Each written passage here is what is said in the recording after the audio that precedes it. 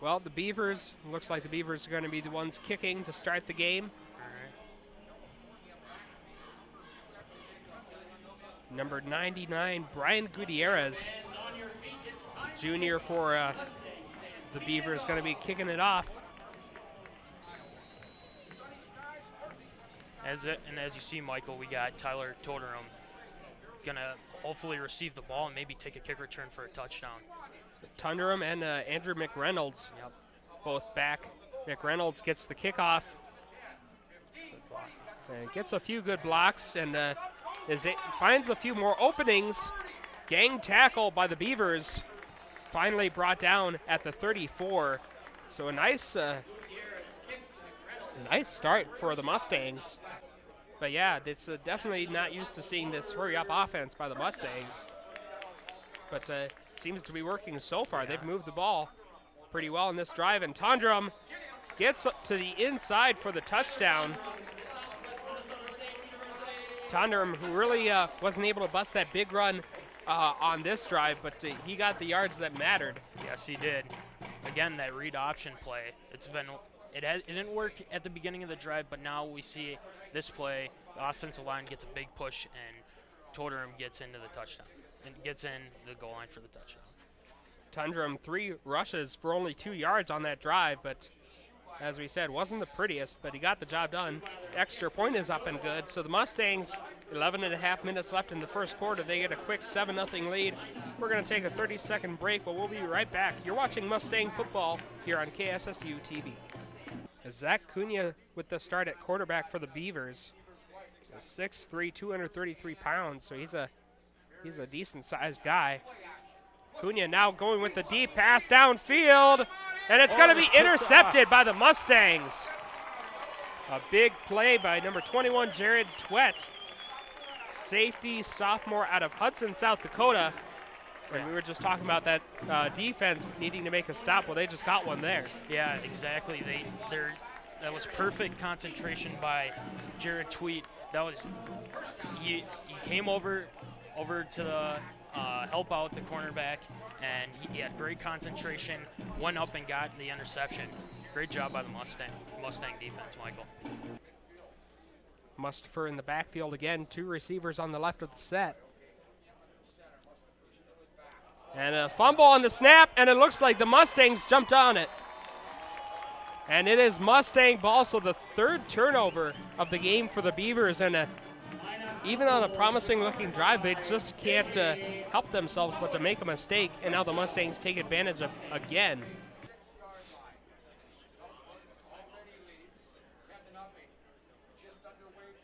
Kern with a handoff. And Tundrum with a big run. He gets an opening. Nobody's going to catch him, and it's going to be another big run for Tondrum, his 2nd touchdown run of the game, and it's now 16-0. The Mustangs with the lead. Now finally the Mustangs get Tundrum going, breaks free for a long touchdown run, and now the Mustangs finally take advantage of that turnover there, Michael, and score a touchdown. Absolutely. He broke that one tackle, and then it was off to the races.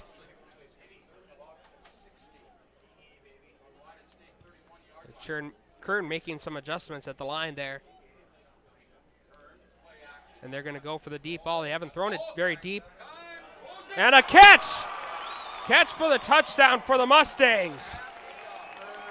A nice play there for SMSU as Jordan Cross, his first touchdown catch of the night and of the season. And a big play there for SMSU. They don't throw the ball down the field much, but when they do, sometimes it can be really effective. That'll actually be 2nd and 4 for the Beavers.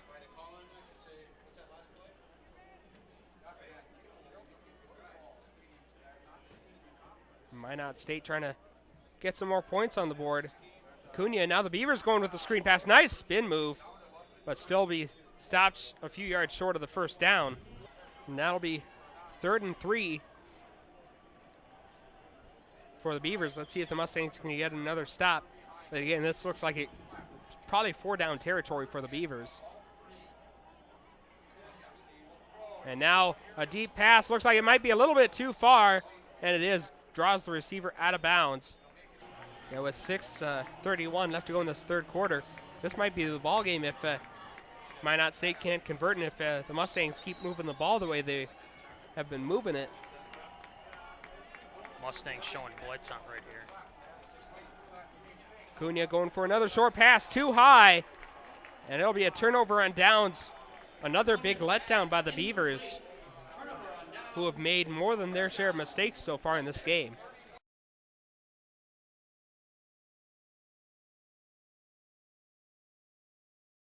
And it'll be 3rd and 2. And the Mustangs have gone 41% on 3rd down conversions this year. Shotgun formation now.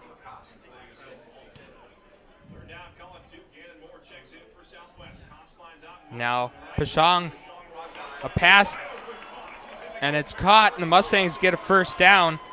Abe Koss with a nice catch, and that'll quickly move the chains inside the Concordia 40. So it'll be 2nd down and 6.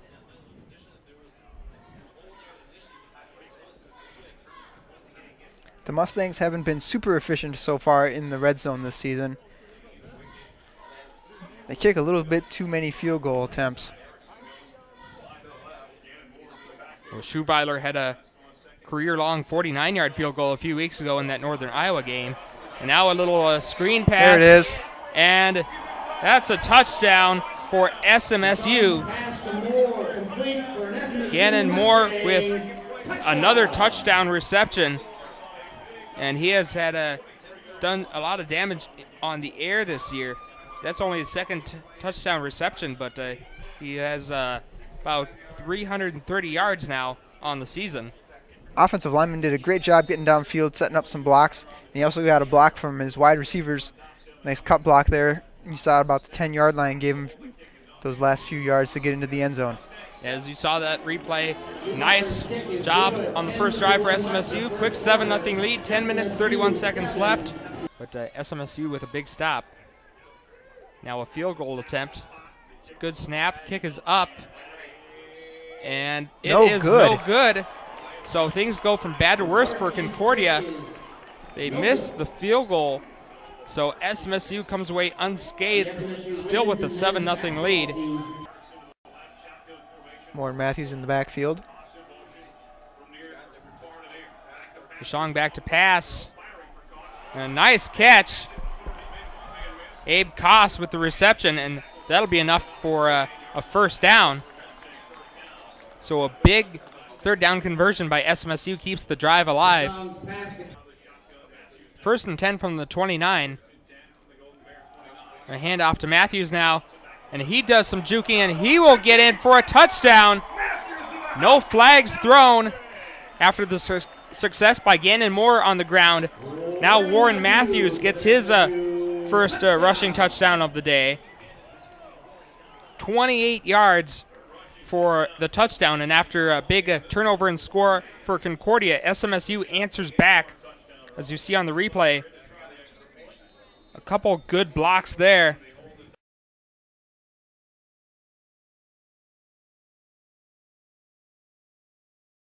And we talked about SMSU. They've committed more turnovers than the opponent in 14 of their 16 losses this season. So it's really been something that's plagued them all season long. There's a nice steal for SMSU. Holloman with the ball. Degler gets it on the inside. Works to the defender. Shot no good. She gets her own rebound, though. That one's good. Nice tenacity by Degler to stick with it, and she gets rewarded with a basket. Vanessa Rush going to inbound here.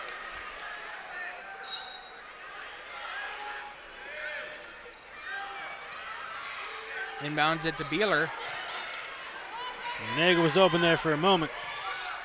Now Nagel going to put it up. No good. Rebounded by Bonlander, but they're going to call it over the back foul. Bonlander not happy about it, but matter of fact, Allison Kruger not happy about it. you can hear a collective boo from the student section across from us. And again, quiet here in the second half for number 22. Becca Friesleben for the Warriors. She has been hardly non-existent. And Allison Nagel gets a Nice shot off the board. SMSU now with an 8-point lead, 52-44, 8.5 left to go in the game. Pass to Bonlander. Back over to Holloman. 6 seconds on the shot clock and a steal. Becca Friesleben. The shot no good, and that's a big miss. And now a foul called. 33 seconds left. Again, watch out here for number 22, Becca Friesleben for the Warriors. Kelsey Andrus with a three. That one no good. Rebounded by Friesleben. That one's no good. Now a loose ball. And I believe they called a foul on the Mustangs. Warriors going to be looking for a quick three. Yeah, and it looks like might have been telling her they can foul if they need to. Oh my goodness. Wow. What a shot. It's just been that kind of night. And now a foul on Val Sar. And that was, I believe it was Katie Wolf with just that wild kind of a hook shot, just kind of throwing up a prayer, and somehow it went in. Yeah, that was something. Val Sar's going to the line here, and she's shooting 78% from the free throw line. So once again now she makes one still chance for the Warriors. She makes two. I'll tell you right now, 4.7 seconds left, the game will be over. Yeah, if she makes two, if I'm Coach Kruger, I'm telling them, my players to just go and stand by the sideline, but she doesn't. And a foul now called on Sothoff. And not only does it take the time off the clock, but now the Warriors once again have to go the length of the court with even less time than they had the first time. Yep, here we go. 2.5 seconds. And that one's close. And that's going to be a steal. And the Mustangs, who came into this game with a record of 2-16, pull off a victory, upset victory, 66-64 over Winona State. And this Hawaiian Night crowd is just going crazy. Big, big victory for the Mustangs.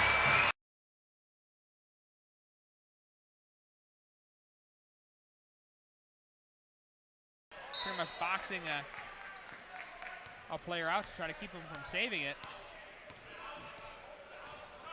So the Mustangs with a chance to regain another lead. The Golden Bears have never led in this game. It's been, the leads have been all belonged to the Mustangs. See the ball! See the ball! Wag over to Giddings. Giddings with a drive, puts it up, and it's good, and the foul. Off the basket by Will Giddings. A mental error this time by the Golden Bears. Ball screen, get off! Ball screen, Trey! Again, I always like to say, this isn't volleyball. You can grab the thing. And A nice basket by Matt Zager. Taking advantage of that mental error by Mike Yonke. And it's back down to a 1-point game. Absolutely 3 minutes left. Still a lot can happen. Need to make some defensive stops. As Mitchell pulling up with the shot. That one's no good. Rebound by Smith. And another big stop by the Mustang defense. And so a wasted possession there by the Mustangs. Still a 1-point lead for SMSU. Cordell Smith with the ball.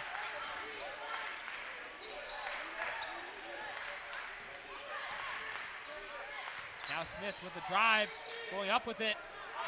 But the Golden Bears come up with the board. Man. How about Nick Smith? Nice defense right there. Van Pelt with the shot, and it's good. 3-pointer by Terrence Van Pelt. Momentum swing after momentum swing. Big possession here for sure for the Mustangs. 1:45 left. Up top, up Zager over to Condon. Now Giddings to Birch. Push off! Birch now puts it up, and it's good. Birch. Once again tied at 67. One and one tonight. Birch with the ball. 12 seconds left.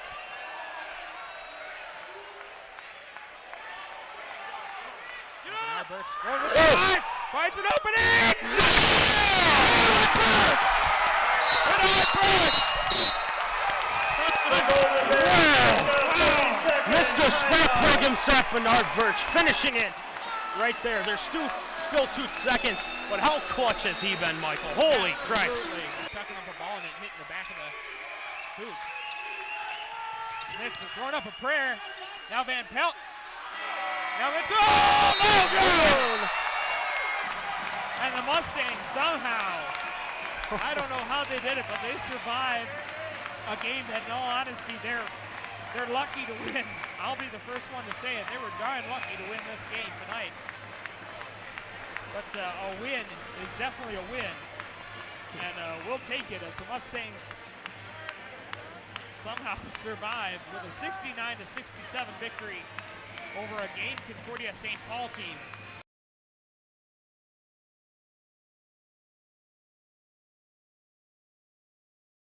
Back. Michael Sterling joins us now with sports. Michael, a pretty exciting night for the Twins fans last night. Yeah, the Twins had a good day yesterday.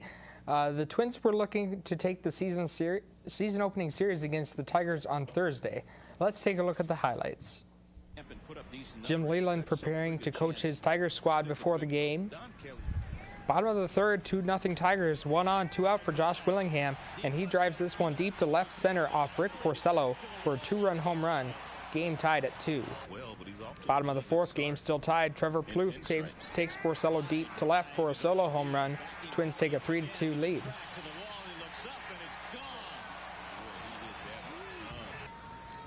Bottom eighth, 4-2 Twins, bases loaded for Pedro Flormon, and he bloops this one just fair down the line and left. Ryan Domet and Chris Parmalee score, and the Twins take a 6-2 lead. Still bottom eighth, Aaron Hicks lines this one to right for the base hit.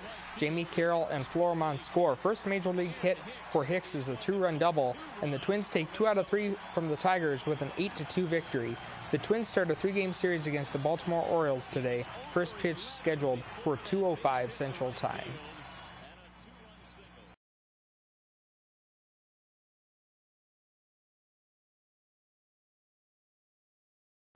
Welcome back. The Twins look to get a key victory over the Detroit Tigers on Wednesday. Let's take a look at the highlights. Anibal Sanchez took the mound for the Tigers before the game. Top second, Jamie Carroll hits a double to left off of Sanchez. Pedro Flormon scores, giving the Twins a 3-0 lead. Bottom sixth, the Tigers would make it a 1-run game after this base hit from Miguel Cabrera to left field. That would bring in Torrey Hunter to make it a 3-2 game. Top eighth, the Twins would pull away later in the game, sealing a victory with this solo home run from Chris Parmalee, his second of the year. The Twins go on to win 6-2. The Twins improve to 12-12 with the record and start a 3-game series with the Cleveland Indians tonight at 6:05 Central Time.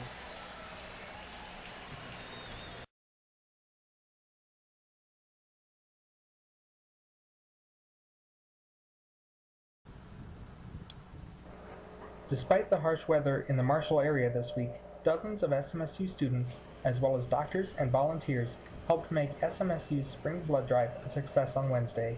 Doctors and nurses from the Marshall and Mankato areas came to take blood from willing donors. It was a good turnout, considering the school thought about postponing the event because of the bad weather. After the donors had given blood, there were plenty of cookies, pizza, and refreshments for the students. Donating blood had taken quite a toll on some students, who were clearly exhausted after giving blood. Collections Team Supervisor Stacy Schmidtke talked about the process for donating and what the samples go through after donation.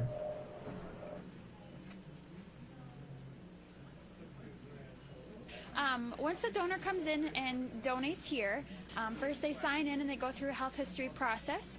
Once they pass all of the physical findings and the health history questions, they come out and donate on the beds.